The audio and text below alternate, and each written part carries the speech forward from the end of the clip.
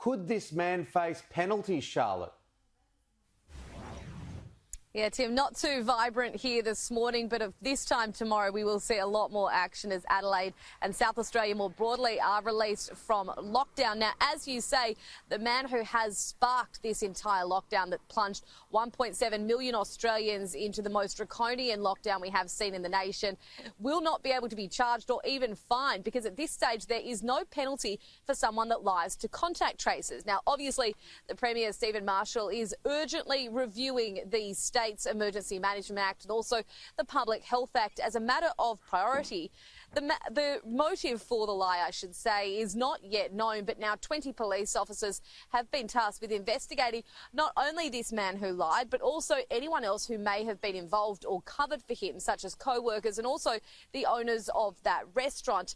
Not only will police officers be looking at these people, they'll also be taking a broader look to see if any other criminal activity has occurred. From this point on, we'll be looking at what legislation may or may not have been breached.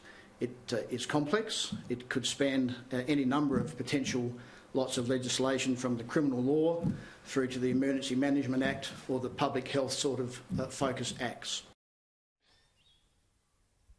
Janie and Tim, as you guys said, this has been a quirky one. Basically, the crux of it is the fact that a man had said that he contracted coronavirus after eating a pizza from the Woodville pizza bar. Now, that would mean that this strain of COVID-19 was particularly potent.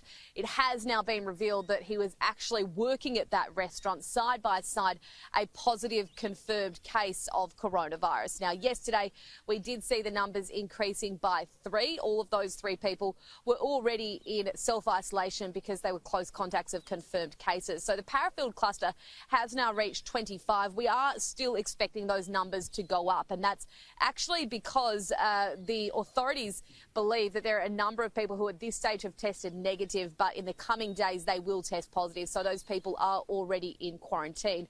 That pizza bar, the Woodville Pizza Bar, it is being manned by police because of concerns from the angry community over this lockdown that was sparked by the worker there.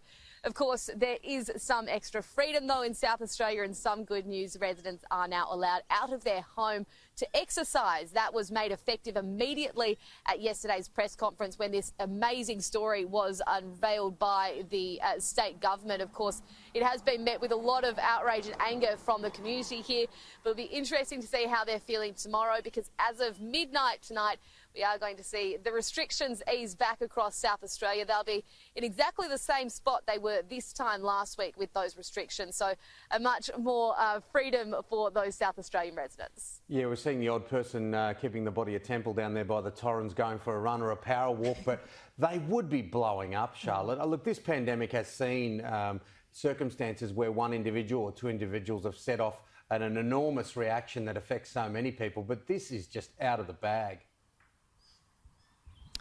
Yeah, well, I think it is important to know that I think yesterday a lot of the focus was on this worker at the pizza restaurant. In the coming hours, I think we will really see a shift in the change of discussion about that. Already it started to, with a real focus now on the South Australian government. Of course, it has been one person's lie that plunged an entire state of almost 2 million people into the most draconian lockdown we have seen yet in Australia. So there are going to be a lot more questions for the South Australian government, a lot more questions for the health department and for contact tracers, who were the ones who conducted the interview with this man in the first place. They did the first interview and they had a funny feeling that something wasn't quite adding up. So then they did escalate that, and it was conducted by a more senior member of the contact tracing team, which was when this story unravelled. But certainly a lot of the focus today, I think, will be back on the government and its decision to put the state into lockdown and away from that pizza worker and the restaurant.